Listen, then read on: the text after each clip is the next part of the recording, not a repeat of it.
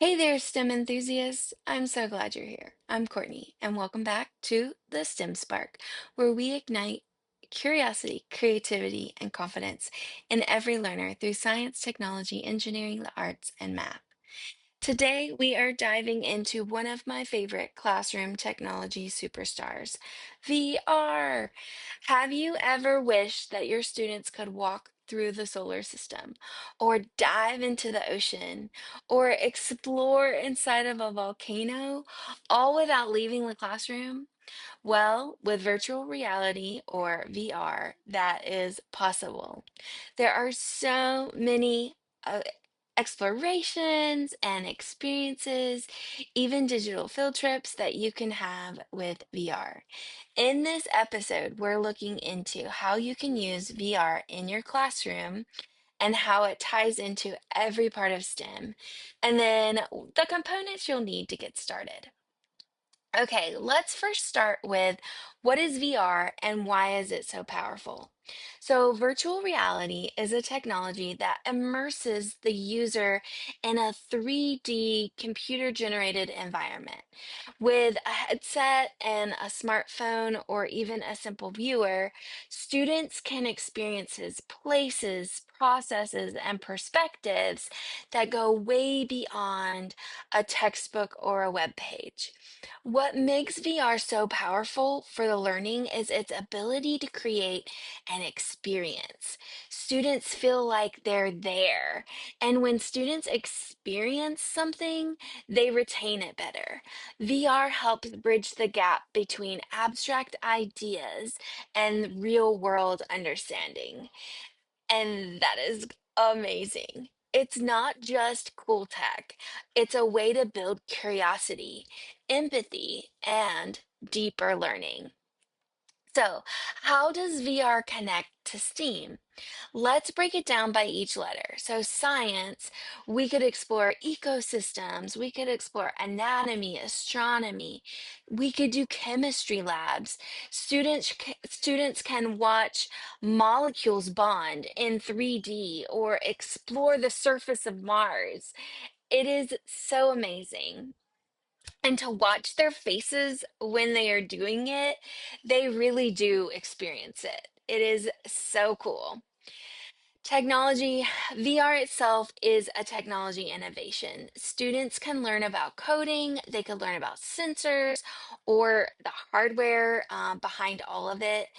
You could even do, if you have some older learners or more advanced learners, you can do 3D imaging, which can translate to VR if you want to kind of do a project with it with a 3D camera. And so there's even extensions you could do where they make their own VR of a tour of the school or of the park or whatever it is, the classroom. Engineering. So we could have students design their own virtual environments or study engineering marvels like bridges and space stations from inside the VR. That is always really cool for them to experience those things from a different perspective, right? Art, virtual art galleries, 3D design studios, and immersive storytelling. VR brings creativity to life. For math, you could visualize geometry. You could have 3D models of graphs, or you could scale something in 3D. It's one thing to see a shape on paper, it is quite another to be able to walk around it and see the differences. VR integrates all aspects of STEAM by making learning interactive and multidimensional. Okay, what do you need to get started? You don't have to spend thousands of dollars to use VR in the classroom. Here's what you'll need. So, hardware wise, you will need as you could use a simple Google Cardboard. You could get a viewer. Google Cardboard is actually very inexpensive. You can look that up. I don't know the exact price, recently, but they were not expensive when I looked before. These are the ones that I got for my classroom. This is made by Merge EDU. They also make the Merge Cube, but they have it's foam, and I have mixed reviews about the foam, but they were not super expensive. I actually don't know if they make these anymore. You can check their website, Merge EDU, but it has the space for the phone, and then the eye pieces you can manipulate. So I use these with all grade levels. It's soft and it's cushy, so it does protect the phone a little bit. I took the head straps off because with the foam, it was actually breaking the foam. And so that was kind of a design flaw on that part. So the foam started ripping, and so I had to just remove the head strap. So my students, which for safety anyways, I just like them to hold them. I do love this version because it does fit around the glasses. So students don't have to take off their glasses for it to work. So I will say a couple of the downsides is the oils from their hands kind of break down the foam. So you can notice like where the forehead rests, where the nose piece is, and then where the fingers hold. It's kind of starting to break down the foam. So I don't love that, but I have used these for 2 years, and they are still fine. They still work, and I use them all classes. So 300 to 400 students are using these every year. So it is a good product. If you want something that is a little bit more advanced, the Oculus Quest, HTC Vive, or the Meta headsets are for fully immersive experiences. So just depending on your budget, it is even with a minimal budget. I mean, it's more expensive than like construction paper, but it is relatively affordable for what it is. So, the apps and platforms that you will need, um, you will also need hardware wise, you will need a phone. I bought these little iPhones. I think they're iPhone 10 or SEs or something. It was the cheaper version of a decent iPhone.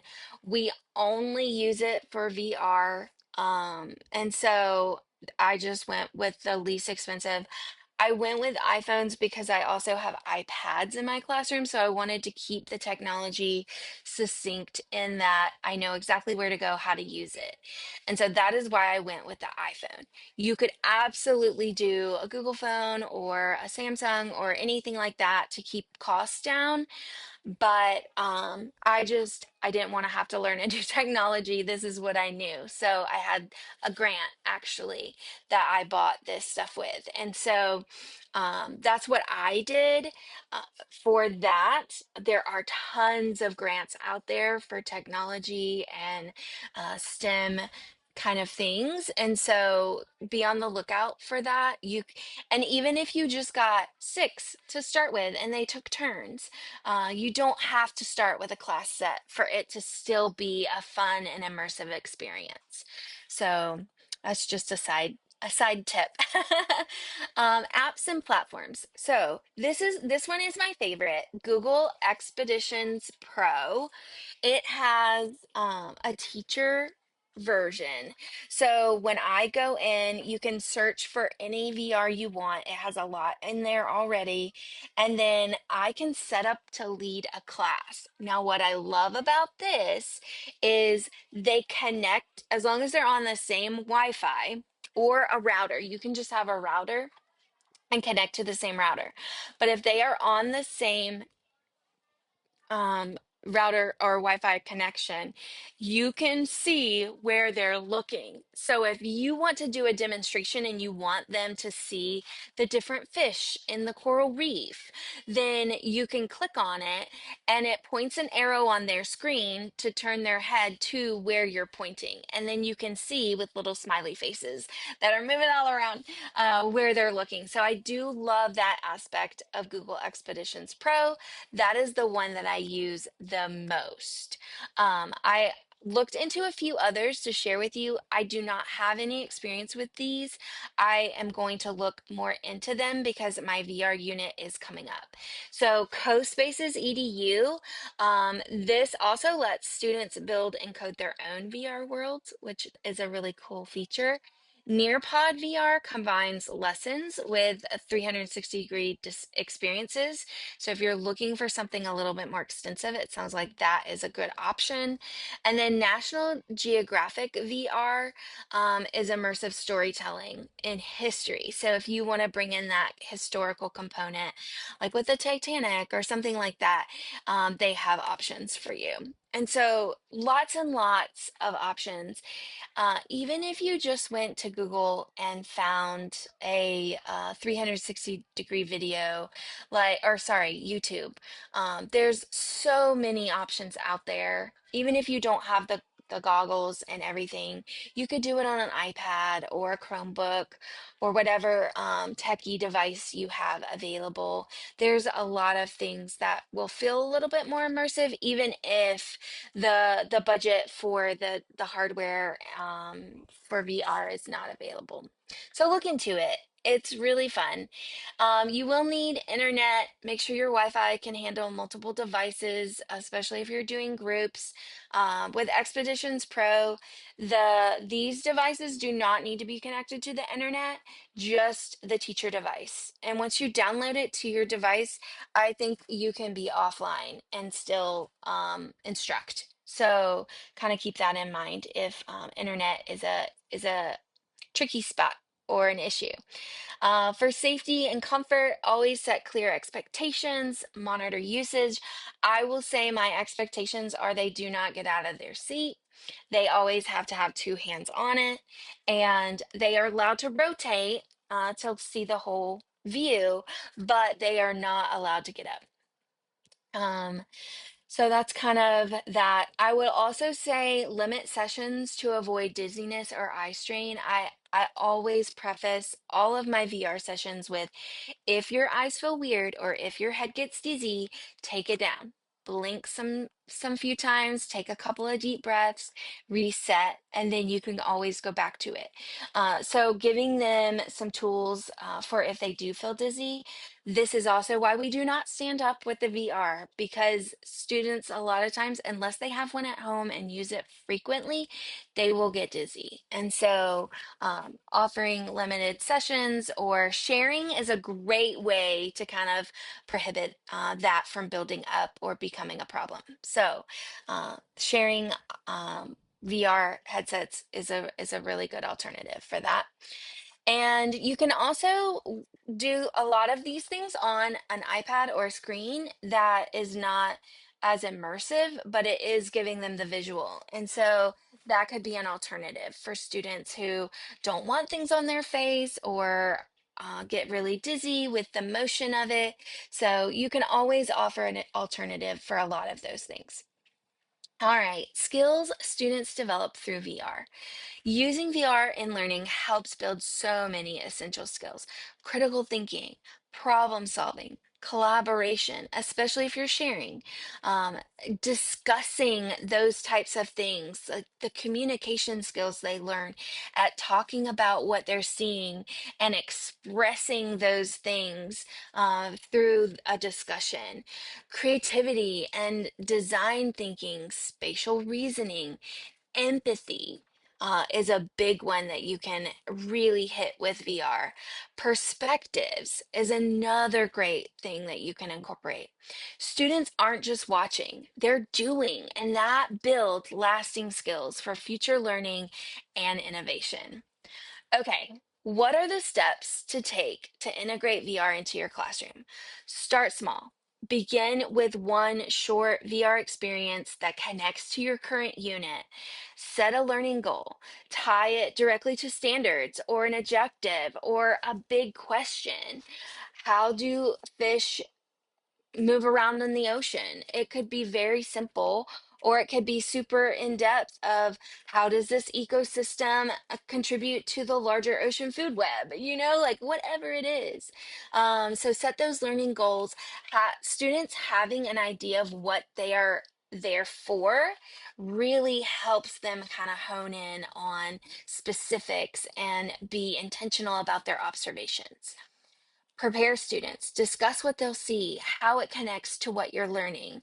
Facilitate some reflection. After the experience, have students write it out, draw, or just have a table or a group discussion about what they saw, what they observed, what they learned. And then expand and create. As students get comfortable, let them build their own VR projects using CoSpace or similar tools like a 3D camera. So all of these things help integrate this immersive experience into your classroom. And it is so fun, guys. I know it can feel a little intimidating. I definitely was intimidated the first couple of times I did it. And watching the kids' reactions to the different environments that we explored was so worth it. It was so worth it to watch their faces and be like, oh my gosh, do you see this? And do you see that?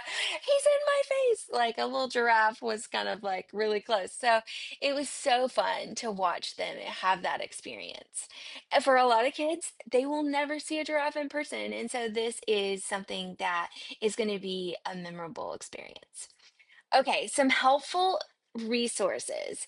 Here are a few that you can explore. Google Arts and Culture VR have art, history, and global explorations. Discovery VR is more nature, science, and adventure documentaries. Class VR is ready to use curriculum, it's aligned, and it's VR content. YouTube VR has thousands of free educational 360-degree videos. So if you have a device but don't have the VR headsets, that is a great resource for you. And then my favorite, Expeditions Pro, an app that will allow you to see where your students are looking.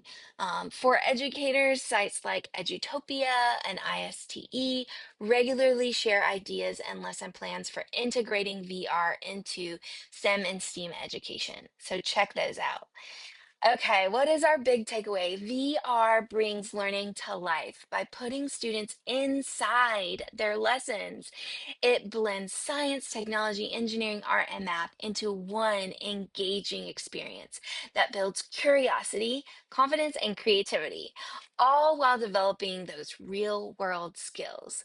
You can try bringing a little VR into your next lesson. Start with a simple 360-degree video from YouTube or a free Google Expeditions experience. See how your students react and watch the spark of curiosity ignite. I loved it.